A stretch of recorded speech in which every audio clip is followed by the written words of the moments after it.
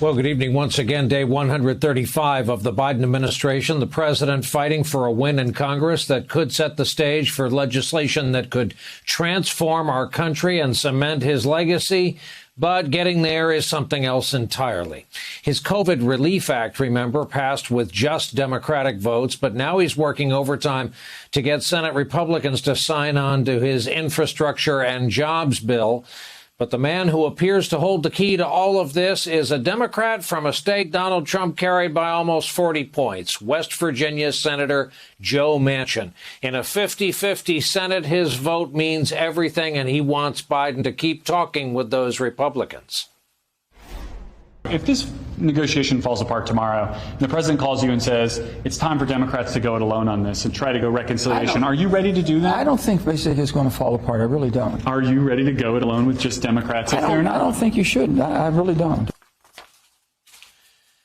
Our own NBC News colleague Garrett Haake, who you just saw there, will join us for more in a moment. Biden has signaled to Republicans that he could take a proposed corporate tax increase off the table if they accept $1 trillion in new spending as part of any bipartisan deal. Today, the White House suggested there's no firm deadline to get this deal done. Does he see Monday as kind of the deadline for any major breakthroughs on where these talks are going? No. He's going to continue to have conversations with Democrats and Republicans about what the path forward may look like. We're not here to set new deadlines. We're going to continue those conversations. Garrett, it's good to see you. Let me start by playing more of your exchange with Senator Manchin. We'll discuss on the other side. My Democrat colleagues have known me for over 10 years. They've watched my voting pattern. It's been the most bipartisan voting pattern in the Senate. Okay, so for them to think I've changed my voting pattern because I want to be in a position of being that one person in the middle, that never happened. I don't think everything changed. I didn't change. I represent the state of West Virginia. That's who hired me. I represent them the best possible fashion I can, and I'm not going to get in a situation where I'm placating to different people that want different things. It's my state. The more things we do in a partisan fashion and not trying to do it in a bipartisan fashion separates us further. That's not good for our country. So, Garrett, buddy, to be straight up with you, I'm going to start with two questions, both of which may require just a hint of analysis from the reporter, and here they are. What makes him a Democrat, and is he, as so many people believe, secretly really enjoying this moment? Well, I don't think it's a secret that Manchin enjoys being in the middle of all of these discussions and being in a position where his politics are driving a lot or driving at least some of what the Senate's doing. He has, as he laid out there, a very specific idea of how the Senate should function. He wants to see it function in a bipartisan way. That may be a complete anachronism for our modern Senate. Certainly a lot of his Democratic colleagues in that body think so, but that's the way he has chosen to operate. And as to what makes him a Democrat, Manchin takes a lot of grief for his position on the filibuster and on the voting rights bill, which he does not support, which are things that separate him from the majority of his party. But he has voted with President Biden on every vote that has mattered so far. The only time he broke with them was on the Neera Tanden nomination. We are here in West Virginia because he is touring part of the state with the Energy Secretary, Jennifer Granholm, talking about ways in which West Virginia can participate in a clean energy future. So he's trying in his own way to be a team player, but he is hardcore dug in on his idea of how the Senate should work in a bipartisan way. And that will frustrate many of his colleagues, particularly on those two key issues, the voting rights bill that Democrats want to pass and the filibuster that they would need to remove to do so. So, Lisa, do you care to guess why Biden seems so determined to continuing to pursue bipartisanship?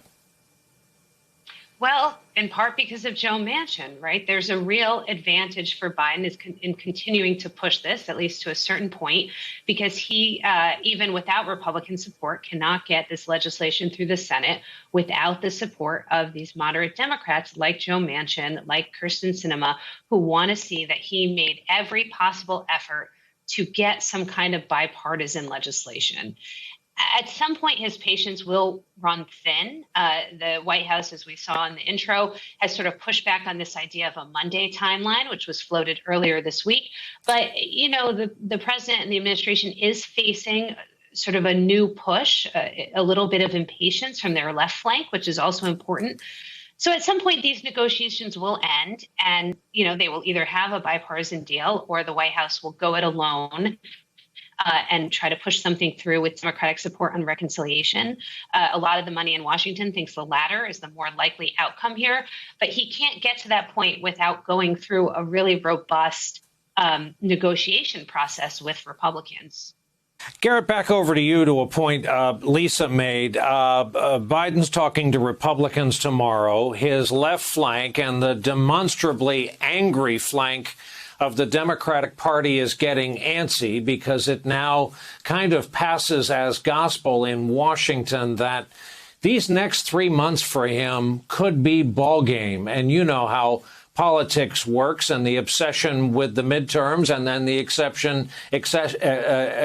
you know what I mean, with the general election coming up in 2024 before you know it. Yeah, I think that's exactly right. And you look at the things that are coming down the pike for Democrats in Congress, the infrastructure bill, whether or not they can do a deal on police reform, which Tim Scott, the Republican negotiator there, has indicated needs to be settled in June, whether or not there's a deal to be had on changing gun rules in this country, the voting rights package that I've already mentioned. All of these things are teed up for potential success for Democrats and for the administration if they can get there. And I think this goes back to the frustration with Manchin. At least in theory, all of these things are easier to do if you were to get rid of the legislative filibuster. But Manchin's reticence on those issues and on infrastructure tell me that Democrats don't have 50 votes, much less 60. And that's the hardball politics of it here.